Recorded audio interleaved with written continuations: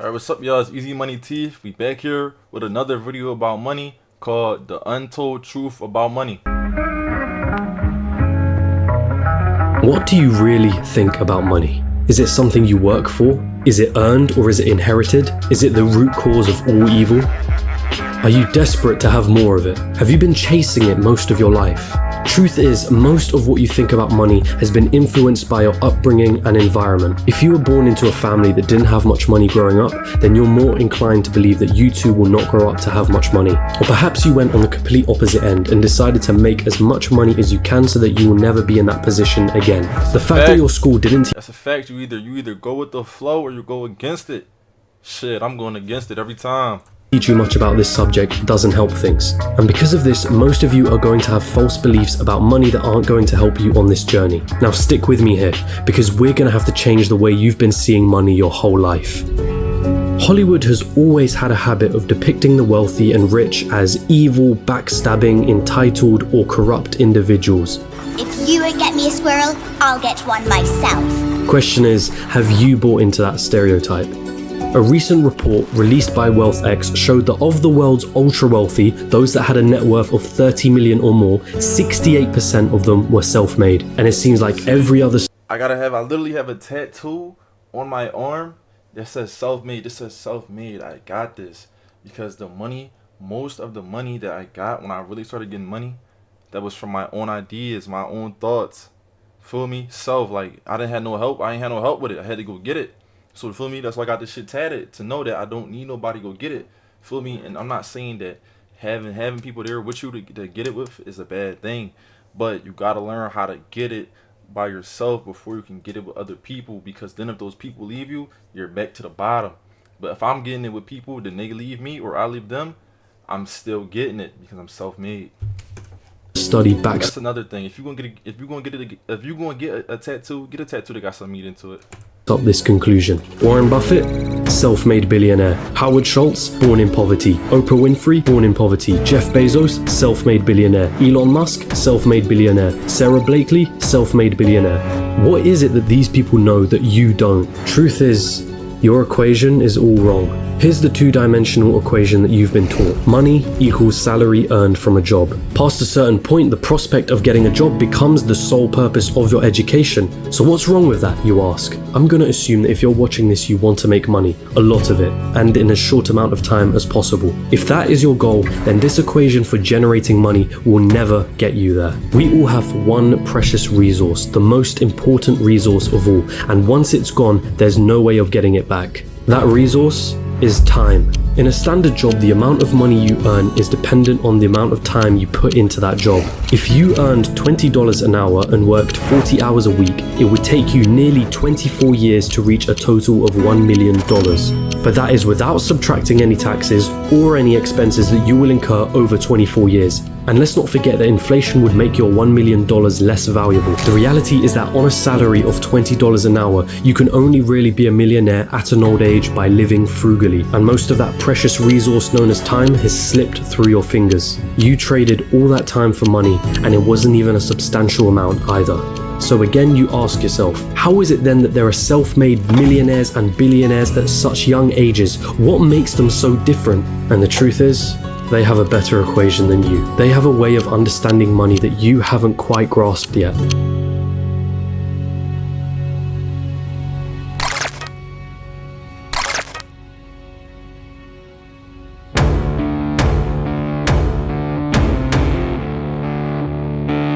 Pay very close attention now. Stop chasing money. In a capitalist society, the rules of the game are as follows. You are paid in proportion to the perceived value that you have. And the people that perceive your value, they are the market, the consumers of the economy. The market is you, your friends, your family, your neighbors, your country. People complain that football players are overpaid, but for players to be paid millions, there has to be a market for the football industry in the first place. People have to see the value in football in the first place for them to want to spend money on matches and merchandise. And if the market has a high demand for football, guess what happens to the players who are at the top of their game? They are paid generously for it. It's not about how hard you work. The cleaner that's sweating and tiring himself out every day is paid far less than the accountant sitting behind a desk. Why? Because the market perceives the value of what the cleaner does to be far less than the accountant. As harsh as it may sound, the cleaner can be replaced by anybody. It isn't difficult to learn how to do his job, and therefore the market will not pay him more than the accountant, the guy who spent years studying numbers, the guy who has saved his clients thousands on their taxes. But even so, we just discussed how getting a job isn't the right equation to amassing a great amount of wealth in a shorter period of time. So then how can we increase our perceived value? What is it about people like Elon Musk or Jeff Bezos? If you in demand, or what you doing in demand, what you got in demand, you're gonna make a lot of money, cause feel me, you hot. People like hot things.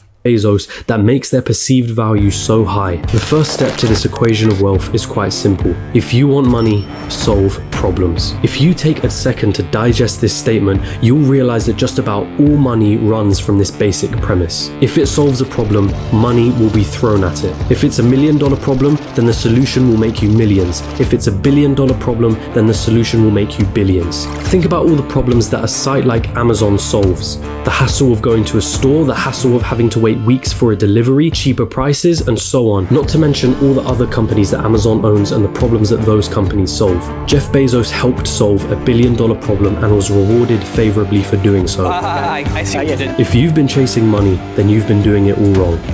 It sounds almost paradoxical, but if you want money, it isn't money that you should be looking for. You should be looking for problems, and more importantly, solutions to those problems. And once you've found that solution, make a business around it. So that's it? Just solve problems and money will appear? So I'm gonna have to create the next Amazon for me to be rich, or the next Facebook or Google? Not at all. You've gotta be kidding me, right? I don't even know how to code. It's just simple.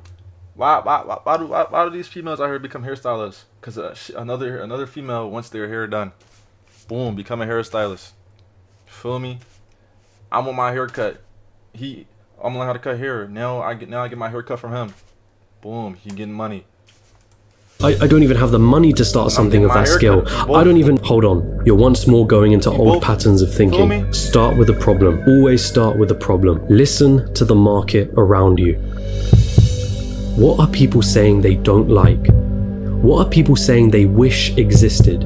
What are people saying frustrates them? What do people think is incredibly inconvenient? Is that a problem that you can solve? And also, is it a problem that is worth solving?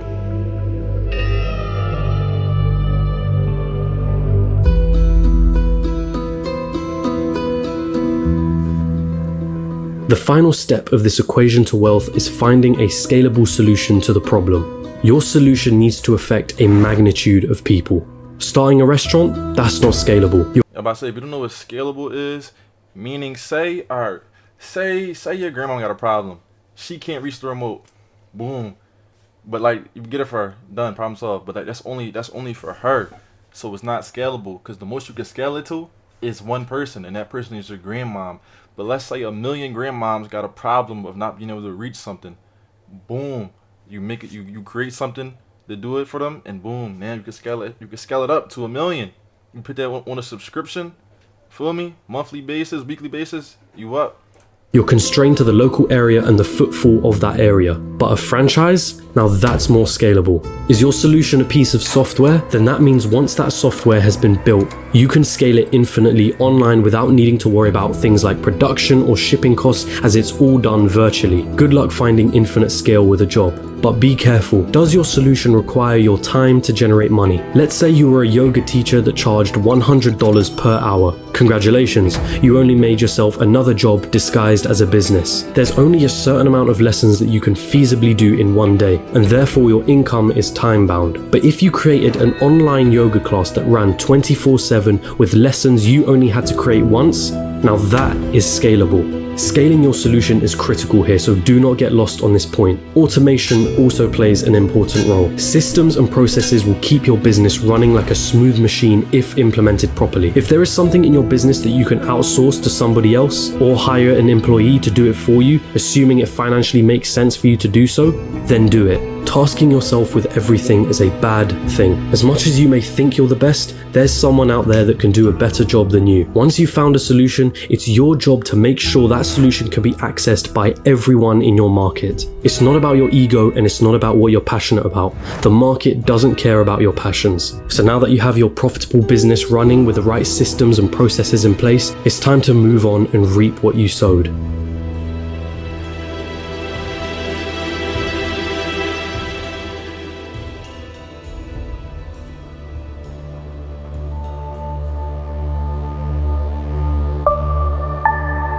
There are two likely paths you're going to face at this point. You either continue your business or cash in and sell it. This is the acquisition, the moment someone buys the solution that you spent years building a business around.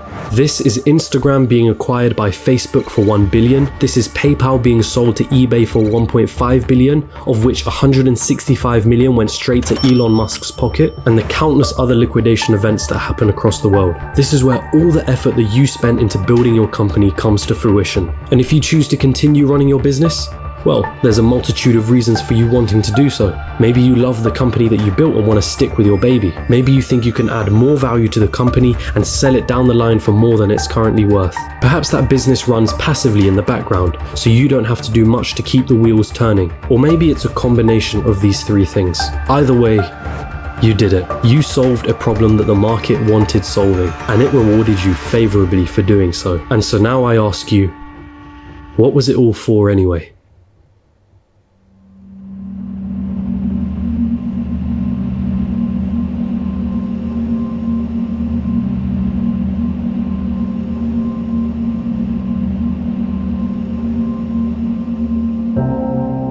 For most of you, it was never about the money. Money is just a piece of paper, a number on a screen.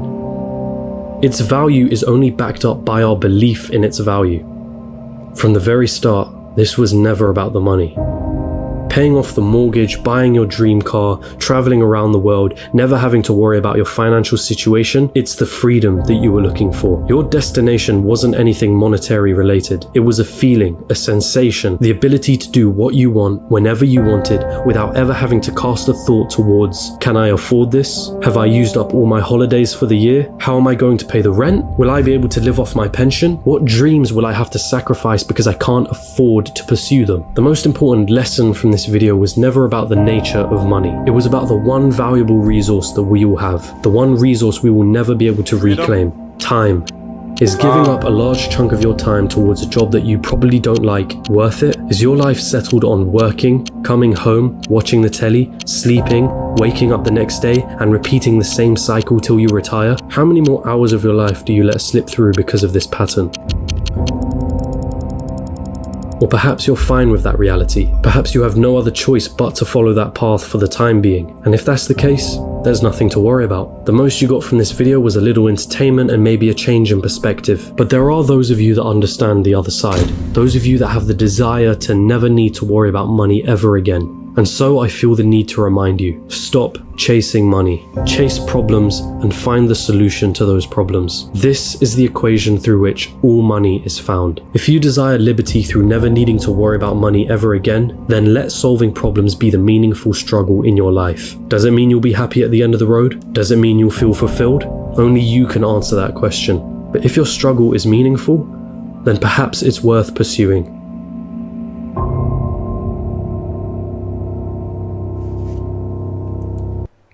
Is it more? It is. My fault, chat. It's more. That was fire, though. You can't lie. That was fire. It's more.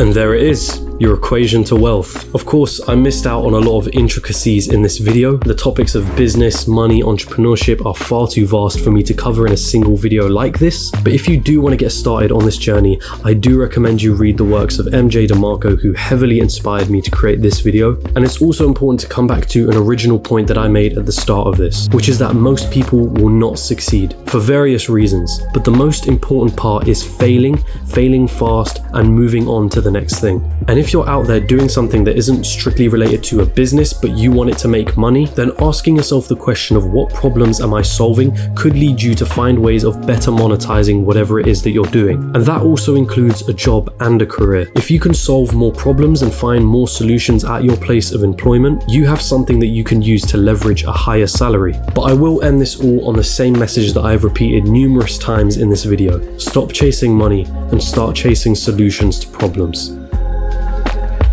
That's fire. Yo, if y'all enjoyed this video, if y'all enjoy what I do, I bring these videos to y'all so we can learn about money together, so we can get this money together, man. If y'all like what I do, man, just make sure y'all drop a like, man. Y'all ain't gotta subscribe to me. Just drop me a like. I appreciate y'all, man. It's Easy Money Teef. We out.